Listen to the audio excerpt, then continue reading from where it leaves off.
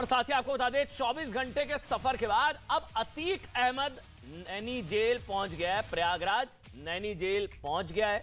1275 kilometre का सफर 23.5 घंटे में पूरा हुआ।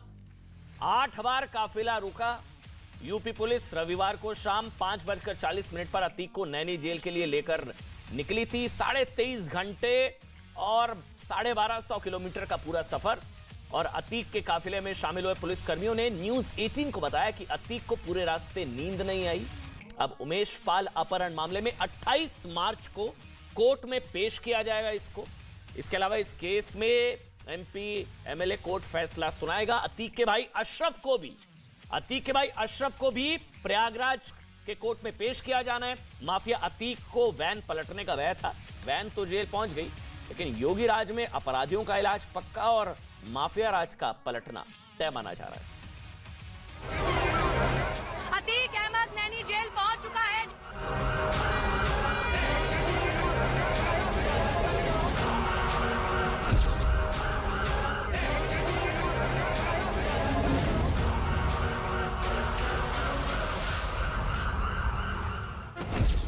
तीन राज्य, 1270 किलोमीटर का सफर और खौफ के 24 घंटे।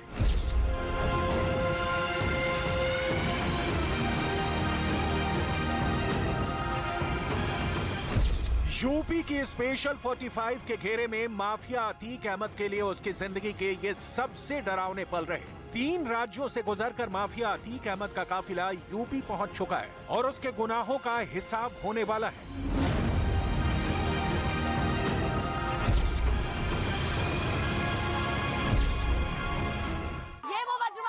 ये अतीक की गाड़ी, ये देखिए, ये वो अतीक की गाड़ी है। अतीक इस गाड़ी में मौजूद है। ये गाड़ी अतीक की, जरा दिखाइए। अतीक इस गाड़ी में मौजूद है। गुजरात के साबरमती जेल से यूपी के प्रयागराज तक पिछले 24 घंटे में हर सेकंड अतीक के लिए भारी रहे। गाड़ी कहीं रुकती तो अतीक की सांस अटक जाती, कहीं अचानक ब्रेक की आवाज आती तो अतीक का गला सूख जाता था। पिछले 24 घंटे तक अतीक 1 सेकंड भी नहीं सोया। रविवार की शाम 5:40 पर अतीक को साबरमती जेल से लेकर एसटीएफ की टीम रवाना हुई। अतीक के काफिले ने पहला ब्रेक रात 9:02 पर राजस्थान के उदयपुर में लिया। वॉशरूम के लिए अतीक को भी गाड़ी से उतारा गया, लेकिन रात 10:18 पर उदयपुर बाईपास के पास अचानक काफिले को रोक दिया गया, जिससे हलचल बढ़ गई थी और लग रहा था कोई एक्शन होने वाला है। अतीक के काफिले को गोवर्धन विलास उदयपुर का जो आउटस्कट इलाका है वहाँ पर यहाँ रोका गया है। यहाँ पे काफिले को रोका गया है और रिफ्यूलिंग कराने की बात है। साथ ही में ये जो जवान है वहाँ पर आपको देख रहे हैं, सो सुरक्षा घेरा, एक कर्टेन लगा हुआ है और यहाँ से ये अतीक के लिए यहाँ पर थोड़ा रेस्ट करने के लिए यहाँ पर किया गया है।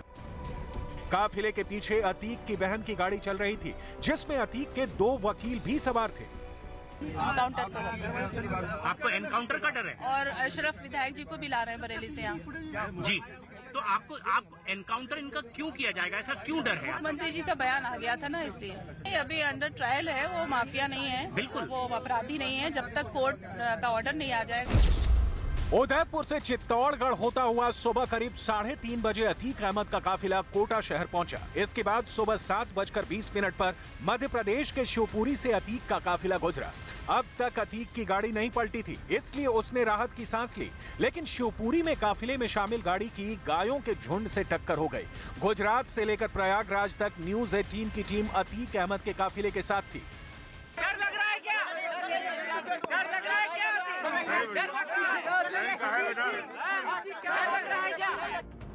माफिया अतीक को अपनी मौत का डर है, तो उसकी सुरक्षा में किसी भी तरह का चूक ना हो, इसके पूरे इंतजाम किए गए हैं। अतीक के काफिले में 6 गाड़ियों को शामिल किया गया है। इनमें 2 वज्र वाहन के साथ 1 एम्बुलेंस, 3 कार हैं। अतीक को लेकर लौट रही 45 पुलिसकर्मियों की टीम में सिर्फ 5 अधिकारियों के पास ही मोबाइल फोन है। इनमें आईपीएस अभिषेक भारती और 3 डीएसपी शामिल हैं। जिस वज्र वाहन में अतीक सवार है, उसमें तैनात किसी पुलिसकर्मी के पास मोबाइल नहीं है। अतीक अहमद को जिस बख्तरबंद गाड़ी से ले जाया जा रहा था, उसमें भी सुरक्षा के खास प्रबंध हैं। इस गाड़ी में अतीक को घेर कर पुलिस चारों तरफ बैठी है। इसमें सीसीटीवी कैमरे लगे हैं और इसे कंट्रोल रूम से आसानी से मॉनिटर किया जा सकता है। जैसे जैसे काफिला आगे बढ़ते जा रहा था, माफिया अतीक अहमद की धड़कन और तेज होती जा रही थी। सुबह करीब 8:45 पर झांसी होते हुए यूपी में अतीक की एंट्री हुई। झांसी पुलिस लाइन में थोड़ी देर के बाद अतीक का काफिला रवाना हुआ। महोबा होते हुए 3:30 बजे अतीक का काफिला चित्रकूट से गुजरा और शाम होते होते चित्रकूट के फाटक के पास में यहाँ पर कुछ देर के लिए काफिला रुकता हुआ, लेकिन सुरक्षा में तैनात तमाम हथियारबंद जवानों की मौजूदगी भी है। और यहाँ पर देखिए जिस तरह से गाड़ी में अतीक को रखा गया है, यहाँ पर सुरक्षा में तमाम मुस्तैद जवानों की भी मौजूदगी, लेकिन रेलवे क्रॉसिंग पर यहाँ पर गाड़ी रोकनी पड़ी है। अतीक, आप कुछ कहना चाहेंगे? अतीक ने सिर्फ हाथ हिलाया है। जैसे ही हमने उनसे पूछा है कि आप कुछ कहना चाहते हैं, उन्होंने सिर्फ हाथ हिलाया है।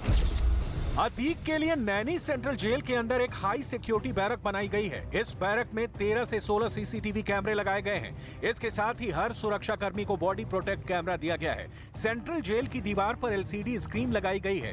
इस स्क्रीन से अंदर होने वाले हर एक मूवमेंट को लखनऊ में भी देखा जा सकता है। हमारे साथ उमेश पाल जी की पत्नी जयपाल जी हैं। आज जिस तरह से अतीक अहमद को लाया जा रहा है, अशरफ को लाया जा रहा है, और 16-17 साल पहले जिस तरह से अपहरण हुआ था, जो मुकदमा था, उसमें फैसले की घड़ी आ गई है। क्या कहती हैं आप और इस पर क्या सोचती हैं, कैसी कार्रवाई होनी चाहिए, क्या फैसले से उम्मीद है? जी, मैंने अभी तक जैसे आप लोगों से कहा है कि मुझे माननीय मुख्यमंत्री जी पे भरोसा है। उन्होंने जो कुछ भी किया है, मेरे साथ कर रहे हैं, वो मेरे लिए अच्छा कर रहे हैं।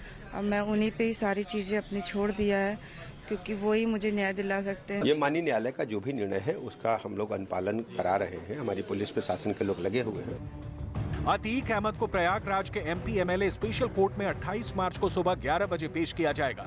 कोर्ट ने सुनवाई पूरी होने के बाद 17 मार्च को इस मामले पर फैसला सुरक्षित कर लिया था। अब अतीक के गुनाहों का फाइनल हिसाब होना है। कानून के तहत अशरफ और साबरमती जेल में अतीक अहमद, उन दोनों को लाया जा रहा है और कानून के सामने पेश किया जा रहा है। अब कानून उनको कड़ी से कड़ी सजा सुनाए, इसकी हम अपेक्षा करते हैं।